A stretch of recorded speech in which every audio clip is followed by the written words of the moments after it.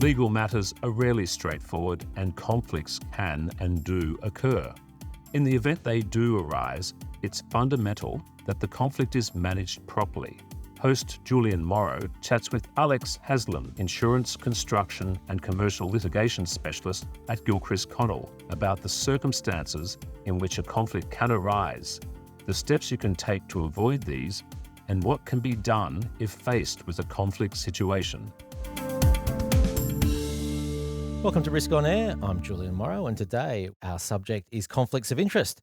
Welcome, Alex. Nice to meet you, Julian, and good to be here. Could we start with a outline of the basic principle about avoiding conflicts of interest and maybe some of the circumstances where conflicts most commonly occur? Absolutely. A solicitor has a duty to be unaffected by other interests, and that can be both duties to other clients and in respect of their own interests.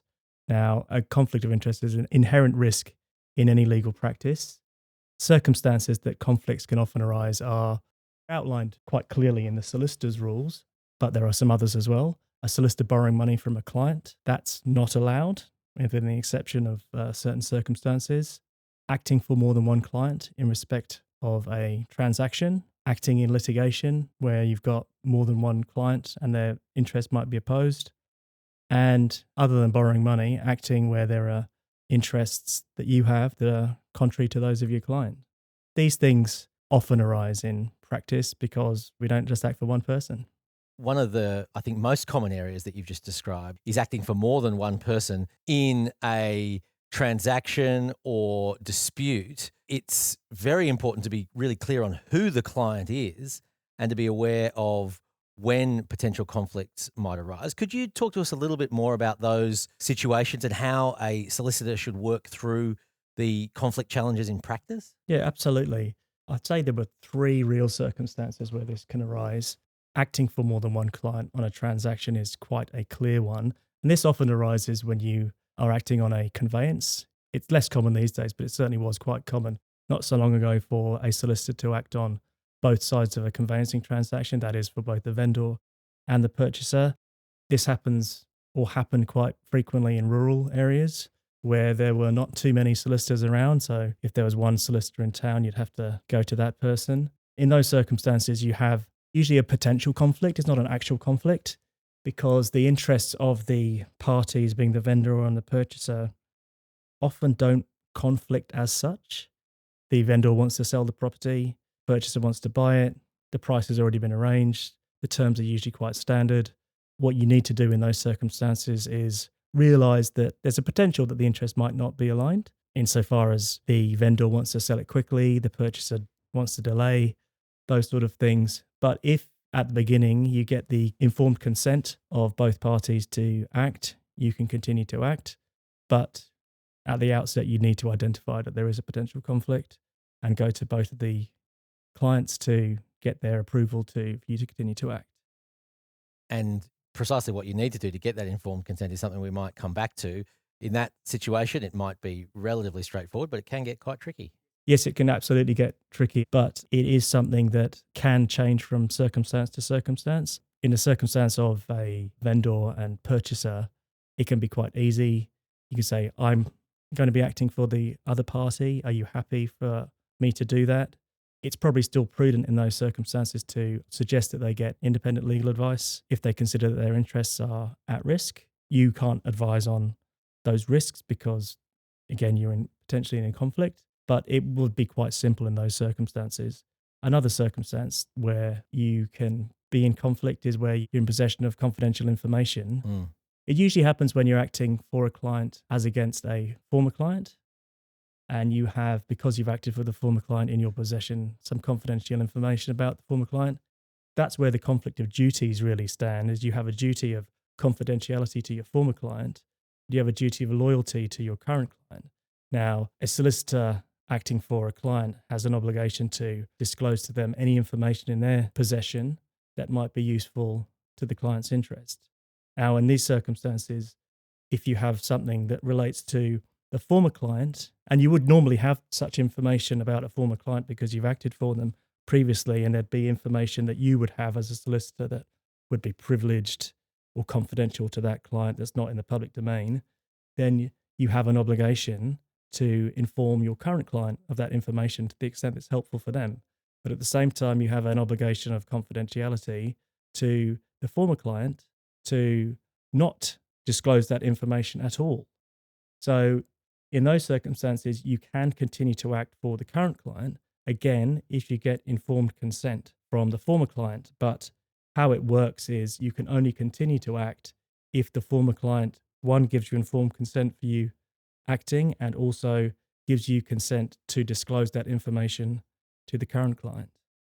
And another tricky issue there is what exactly constitutes confidential information about a former client, because as I understand it, sometimes courts take a broader view of that than we might expect on the face of it. You often do get into a position where you have information that you might think is not confidential or might be otherwise available, but the courts take a broader view on this because they consider these obligations as being extremely sacred, and anything that's in your possession really that isn't otherwise publicly available should not be disclosed. I seem to recall in the Chappelle Corby case, there was even an example where a solicitor repeating something that the solicitor thought was already on the public record was regarded as a use of confidential information, because sometimes the mere fact that it's the solicitor saying it changes the way that information is received. Absolutely. I mean, we come into possession of information that might otherwise not be deemed to be privileged or confidential, but when it's told to us by the client, automatically there's the possibility that privilege attaches to it, or alternatively, it might be provided in a way that's confidential. Other than privilege, that means that we can't disclose it. Mm. You mentioned a situation like a rural area where access to solicitors can be a bit of a challenge. What about some scenarios where the number of entities involved might have to do with the legal structures, things like companies being the obvious one, but maybe other things like associations or organisations that have memberships of some type or other? Yes, there are unincorporated associations. They can take many forms. I was involved in a matter where we acted for an irrigation scheme where the scheme itself was comprised of members. It was an unincorporated association. And I acted for the solicitor who acted for that unincorporated association. There was a dispute, and the issue arose as to who the client actually was. And because there are a number of people in the scheme as members, and they all had individually had differing interests, but collectively they had one interest, and that was to negotiate with the government in this case as to a buyout of some irrigation. And in that case, we had to determine who the client was. The client was the scheme as a whole, the membership, and our position was that the solicitor only owed an obligation to advise the scheme as a whole on the common interest of the scheme rather than the individual interests of each of the scheme members. And there were differing interests of them, but there was this common interest.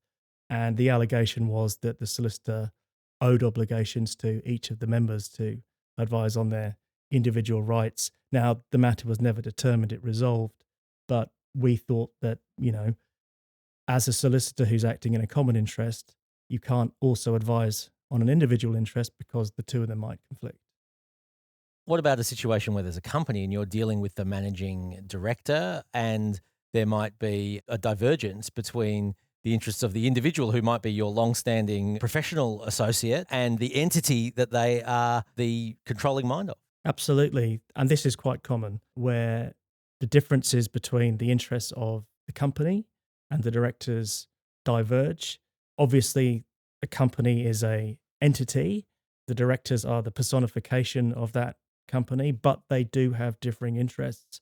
Obviously, directors have their own directors' duties under the Corporations Act, and more generally, a company has its own obligations. They can often conflict, and it needs to be clear from the outset as to who your client is.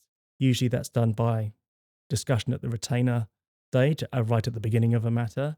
It can happen later if you see that there's a potential conflict. Clarity is absolutely key in those circumstances. So, Alex, let's talk about some solid practice tips to bear in mind when we're looking at the really complicated conflict of interest issues that can arise day to day in practice. I mentioned earlier about getting informed consent. I suppose before I get to that, I think the first issue is identifying whether there is or there may be a conflict. Mm. And it's something that, people often say, in your waters if there's a conflict or there's a potential conflict. And if you have to ask whether there is a conflict or have to ask someone else if there's a conflict, there probably is, or there. There's definitely a potential one. Absolutely. If you think there's a potential conflict or a conflict, there's likely a potential conflict. And I mean, there's things that you can do to get some clarity on that. The easiest thing to do is to speak to another partner or another lawyer in your firm as to whether they think you have a conflict. Call up the ethics hotlines. Most jurisdictions have an ethics hotline at their respective law societies, and then just work it through. Now, if you can see that your interests are one thing, or alternatively, the interests of one client are one thing and the interests of another client are another, then you'll then have to work that through. Now, as I said earlier, there is a potential way through it, and that is to obtain informed consent.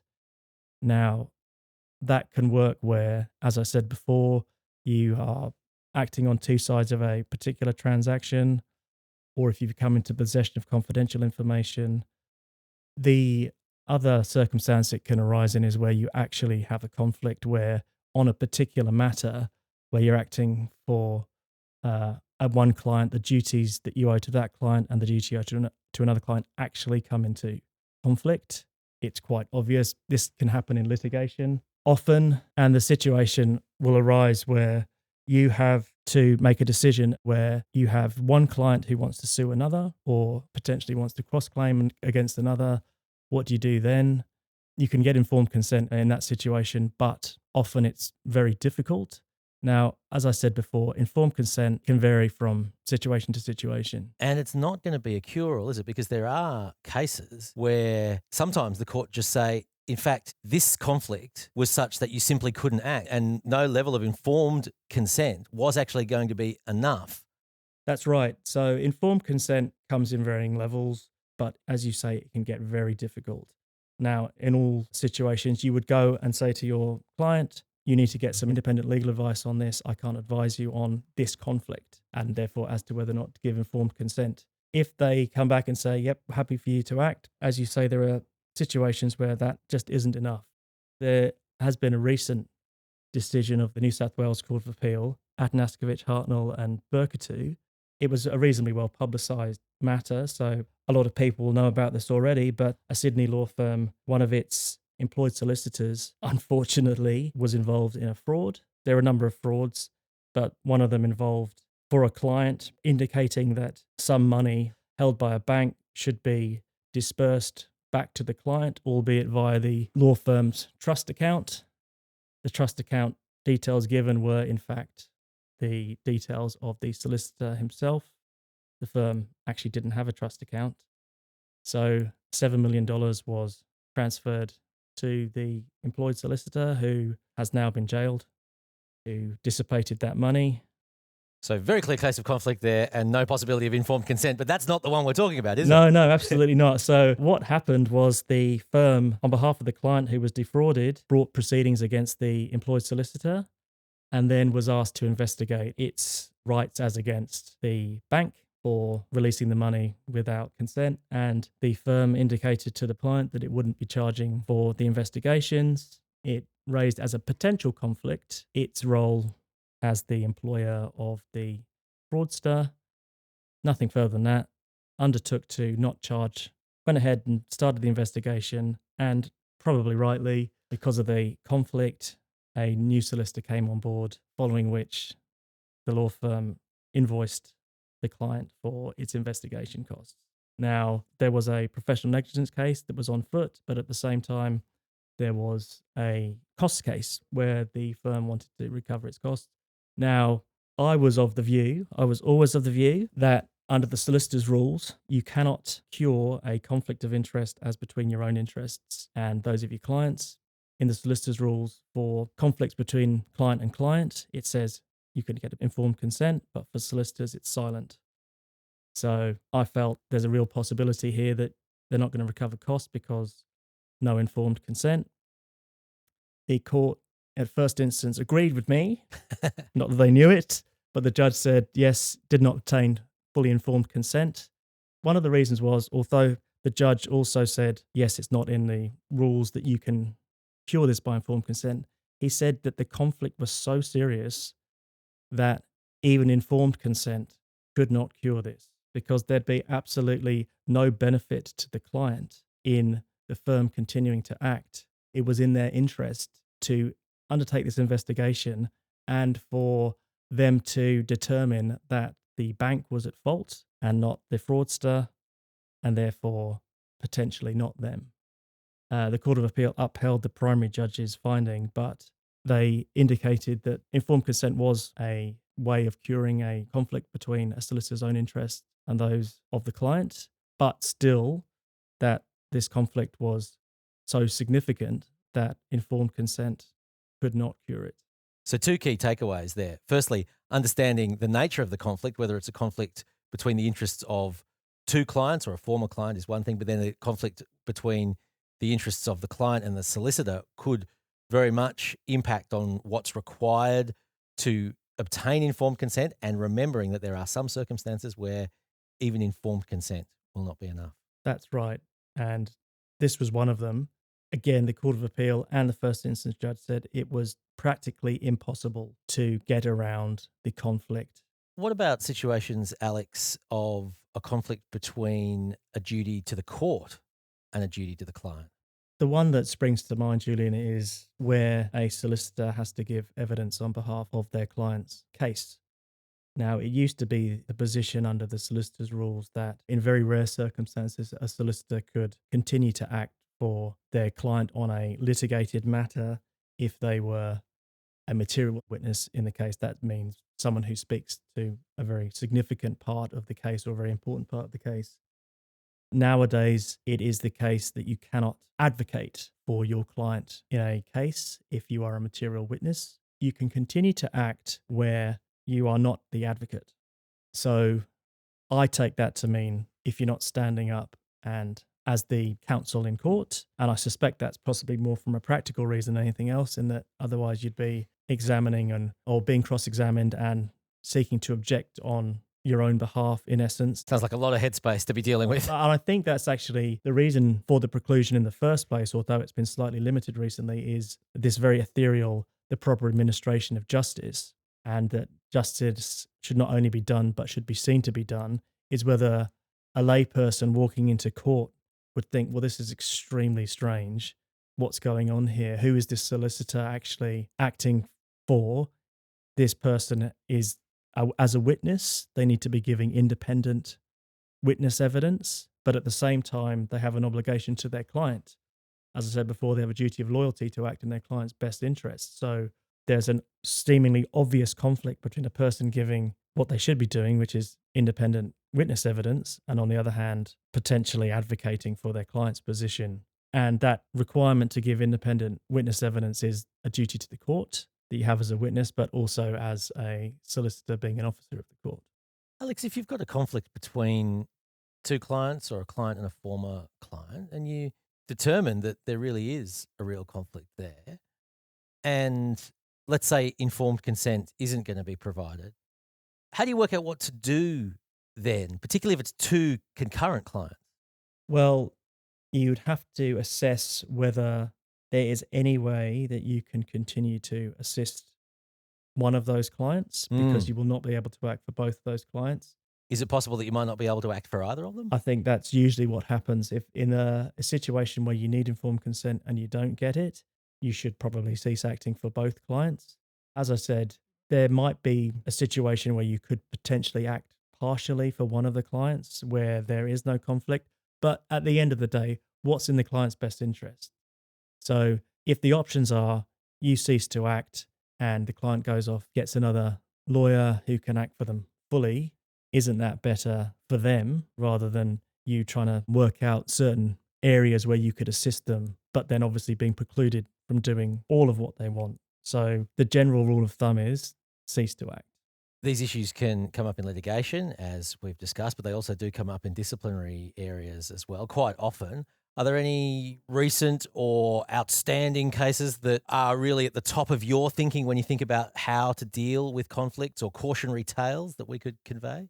Well, I know there was one reasonably recent Western Australian decision, but it's not unusual. A solicitor was acting for a subsidiary of an overseas company in relation to various legal matters and was instructed by their director. Later on, there was employment issues. There was an issue that related to the rights and entitlements of their employees, including the director.